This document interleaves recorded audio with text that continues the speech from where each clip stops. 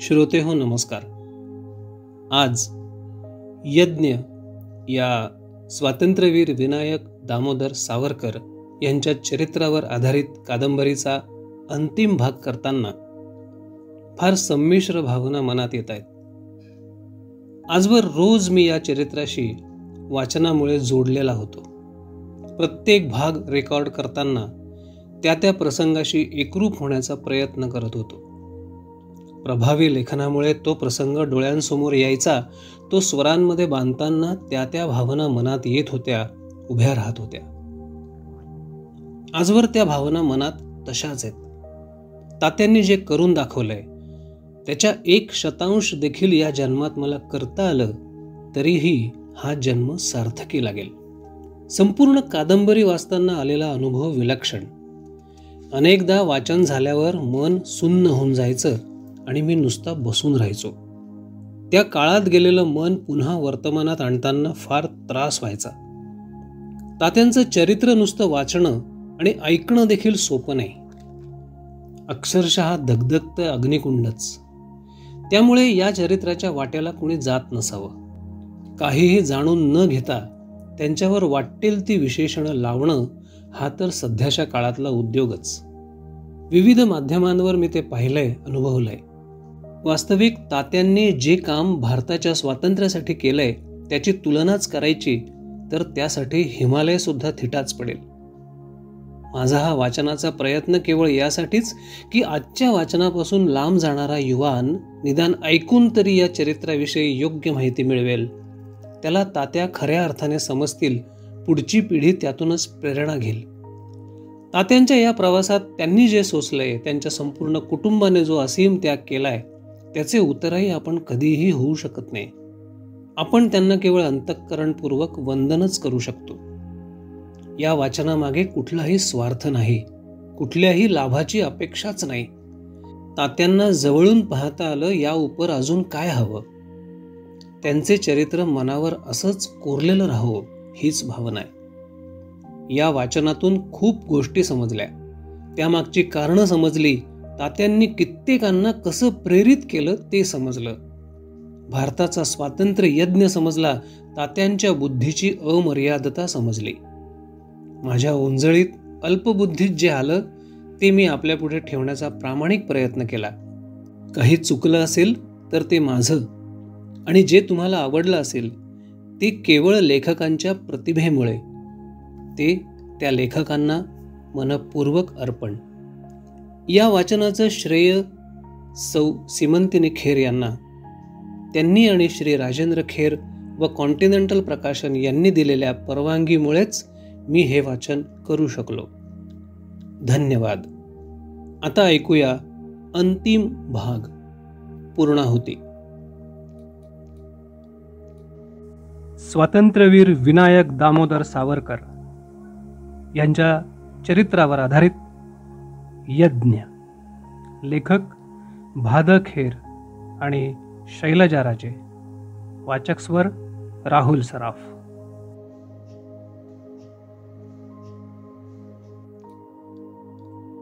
August 1947. आज आपला देश स्वतंत्र झाला. मायभूमीच्या पायातील दास्य शृंखला आज निखळून पडल्या. ज्या देशभक्तांनी या स्वातंत्र्य संग्रामात भाग घेतला त्या साऱ्यांना वंदन केलंच पाहिजे. परंतु पहिलं वंदन केलं पाहिजे ते त्या असंख्य हुतात्म्यांना. आज आपल्या भारत देशात स्वातंत्र्याची भव्य इमारत उभी असलेली दिसते. परंतु ती इमारत उभी करण्यासाठी लक्षावधी क्रांतिकारकांना त्या इमारतीच्या पायात आत्मार्पण करावं लागलंय. अशा स्थितीत त्या इमारतीच्या कळसानं दिमाखानं आपलं मस्तक उन्नत करून त्या इमारतीच्या अस्तित्वाचं सारं श्रेय आपल्याकडे घेतलं तर तो अधिक्षेप पायातील त्या फत्तर रूपी देवांना कदापि सहन होणार नाही. कारण कळस हे जर त्या इमारतीचं भरतवाक्य मानलं तर पायातील फत्तर ही त्या इमारतीची नांदी होय. या जगात नांदीविना भरतवाक्य कधीच नांदू शकत नाही. स्वातंत्र्याची इमारत उभी करण्यासाठी क्रांतिकारकांनी आपल्या अमोल जीवितांचा आविर्भाव त्या इमारतीच्या पायाला स्वेच्छेनं अर्पण केलाय, यात कसलाही संदेह नाही. म्हणून या स्वातंत्र्य भवनाचं पूजन करताना या साऱ्या क्रांतिकारकांचा मान हा अग्रपूजेचा मान आहे. या स्वातंत्र्य यज्ञात पहिली आहुती पडली ती त्या कोवळ्या पोराची, मंगल पांडेची, आणि अखेरची आहुती पडली ती नेताजी सुभाषचंद्र बोस यांची. आहुती अपुऱ्या पडल्या म्हणून या यज्ञाचा उपशम कधीच झाला नाही. पटापट पाठोपाठ आहुती पडतच होत्या आणि यज्ञकुंड धडाडलेलं होतं. व्यक्तिशः मी मृत्यूला कधीच भ्यायलो नाही, उलट मृत्यूच मला भ्यायला. पारतंत्र्याची पूर्णाहुती पडली होती तरी अजून मी जळतच होतो. यज्ञाग्नीतील एक शलाका अद्याप तेवतच होती, तेवतच राहणार होती. जे क्रांतिकारक जिवंत राहिले होते ते ज्वलंत होतेच होते. आम्ही साऱ्यांनीच कष्ट सोसले, छळ सहन केला, काळ्या पाण्याची हवा बघितली, कारागृहात खितपत पडलो पण खचलो नाही. गोळीबार अंगावर झेलले पण गांगरलो नाही. ब्रिटिश साम्राज्याला अखेरचा प्राणघातक टोला मारला तो त्या नाविक बंडवाल्यांनी. सुभाष सेना आणि नाविक सेना यांनी ब्रिटिश साम्राज्याची तिरडीच बांधली आणि ती पुन्हा त्या सिंधू सागरात फेकून दिली. हिंदुस्थानची सेना फितली आणि ब्रिटिशांची सेना थिटली. स्वातंत्र्याच्या विजिगीषू वृत्तीनं पेटलेला हा अवाढव्य देश आपल्या स्वामित्वाखाली ठेवण्यास समुद्र स्वामिनीचं ते चिमुकलं साम्राज्य असमर्थ ठरलं. ब्रिटिश पार्लमेंटमध्ये त्यावेळेचे ब्रिटिश पंतप्रधान ॲटली यांनी त्या आपल्या असमर्थतेची खाली मान घालून मान्यता दिली. ब्रिटिश पार्लमेंटमध्ये हिंदुस्थानच्या स्वातंत्र्य सनदेत वाचन चालू असताना दुःखी कष्टी झालेल्या चर्चिलच्या एका प्रश्नास उत्तर देताना ॲटली म्हणाले होते, Britain is transferring power due to the fact that the Indian mercenary army is no longer loyal to Britain and Britain cannot afford to have a large British army to hold down India. हिंदुस्थानचं सैन्य ब्रिटनला राजनिष्ठ राहिलं नव्हतं आणि हिंदुस्थानवरील राज्य राखण्यासाठी लागणारं सैन्यबळ उभारणं ब्रिटनला शक्य नव्हतं.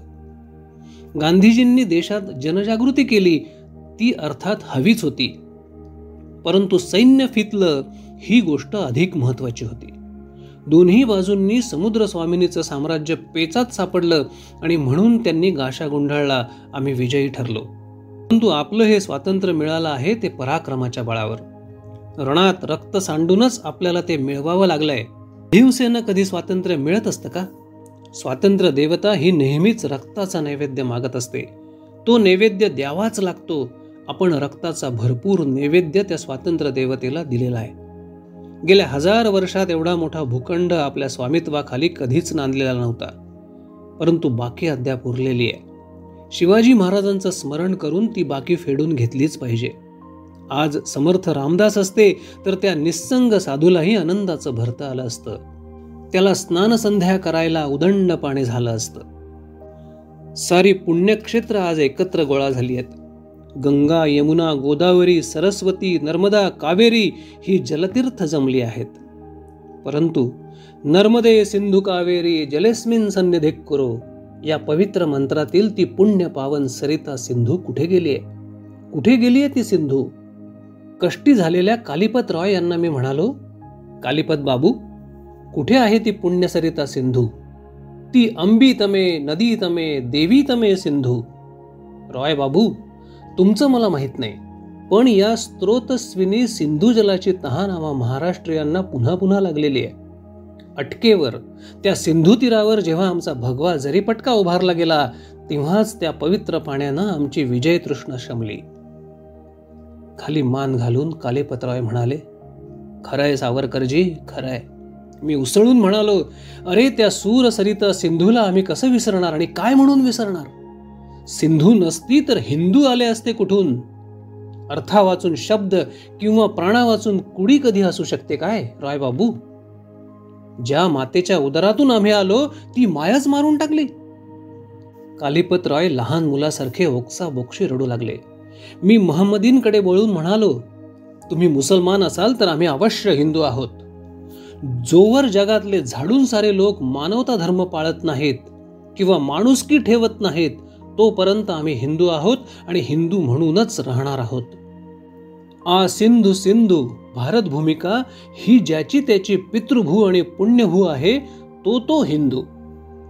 संध्येसारखा हा मंत्र आमच्या मुलाबाळांनी प्रातस्मरणात जपला पाहिजे. त्यात आम्हाला कसलीही लज्जा नाही. सर स्ट्रॅफोर्ड क्रिप्स यांनी आपल्या विषारी पोतडीत आणलेली देशविच्छेदनाची ती योजना मी याचसाठी ठोकरून लावली. आता आमच्या हिंदू राष्ट्राचं स्वातंत्र्य आम्हाला मिळालंय. आता स्वातंत्र्य रक्षण करणं हेच आमचं मुख्य कार्य उरलंय. त्यासाठी राजकारणाचं हिंदूकरण आणि हिंदूंचं सैनिकीकरण हीच आमची घोषणा आहे. महम्मदीन काही बोलला नाही.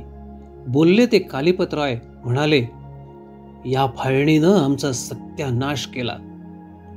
मी उद्वेगानं म्हणालो, गांधीजींसकट फाळणी कुणालाच नको होती, परंतु पुढे कुणीच तत्वाला चिकटून राहिलं नाही. मिळेल ते स्वातंत्र्य पदरात पाडून घेण्याची घाई त्यांना झाली होती की काय कुणास ठाऊक. ते चुकले असले तरी ते सारे माझे देशबांधवच आहेत, शत्रू थोडेच आहेत. शत्रू तडीपार झाला. आता उरला प्रश्न अखंड भारताचा. रॉय बाबू, जर्मन कवी गटे यानं आपलं स्वप्न रंगावलं होतं. गटेच्या काळी प्रशियाचे तुकडे होऊन प्रशियाच्या राजवाड्यातील गादीवर नेपोलियन बसला होता, तेव्हा गटेनं कविता केली की या सिंहासनावर माझा राजा परत बसलेला पाहीपर्यंत व हा परका राजा जाईपर्यंत मी असाच भीक मागत रस्ती हिंडेन. गटेची ही वल्गना आज 4-5 पिढ्यांनंतर सत्य ठरली आहे. मी थांबलो. कालिपतराय चमकून माझ्याकडे बघत राहिले होते. मी म्हणालो, माझीही एक वल्गना आहे, माझंही एक गाणं आहे, माझंही एक स्वप्न आहे. या विजयी विश्वात विख्यात बलशाली हिंदू राष्ट्र उभं राहिलं पाहिजे आणि ते अखंड एकसंध असंच असलं पाहिजे. माझी ही वल्गना खोटी ठरली तर मी वेडा ठरेन आणि खरी ठरली तर प्रॉफेटही मीच ठरेन. माझ्या अंगात कसला तरी आवेश संचारला. मी उठलो आणि जिन्याच्या पायऱ्या भराभर चढू लागलो. प्रॉफिटही ठरेन मीच, द्रष्टा ठरेन मीच, होय द्रष्टा ठरेन मीच, हा जपमंत्र म्हणत गच्चीवर गेलो. संध्याकाळ झाली होती. सूर्य पश्चिम क्षितिजावर टेकला होता. स्वातंत्र्याचा सर्वत्र जय जयकार चालला होता. त्या सौध तलावरून सारे उत्साही दृश्य दिसत होती.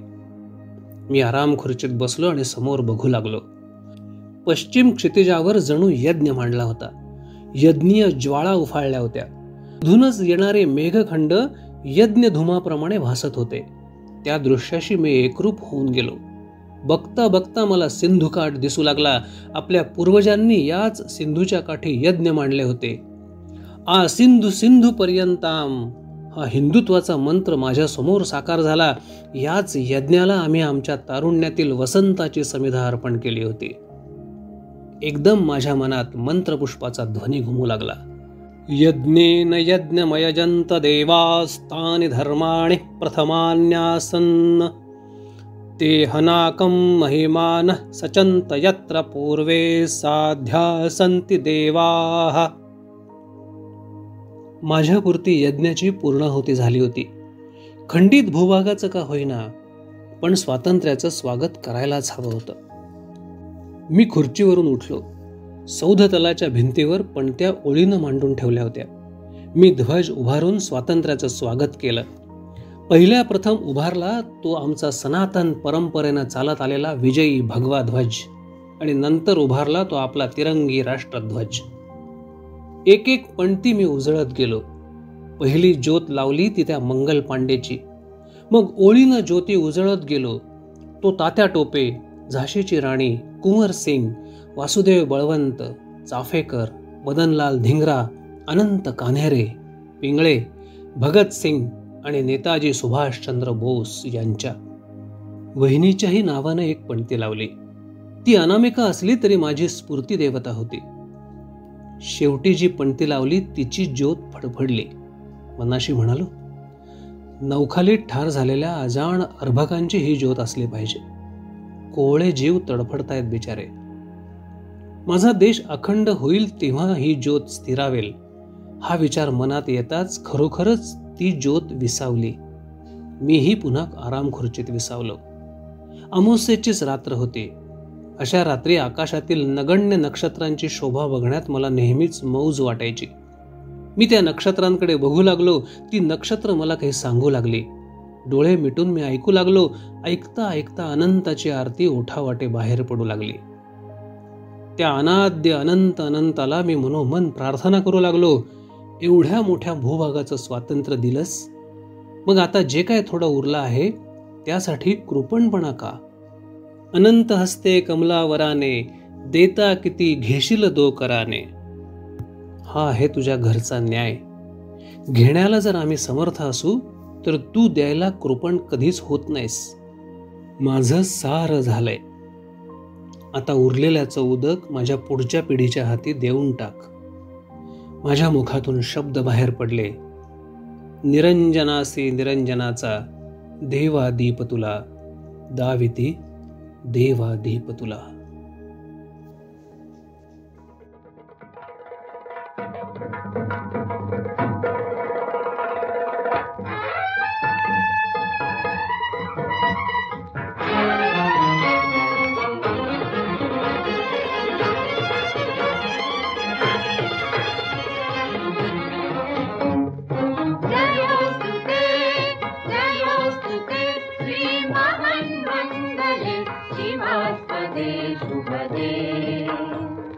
स्वतंत्रते भगवति त्वामहं यशोयुतां वन्दे, यशोयुतां वन्दे.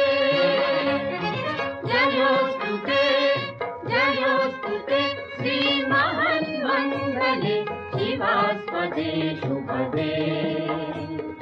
स्वतंत्रते भगवति त्वामहं यशो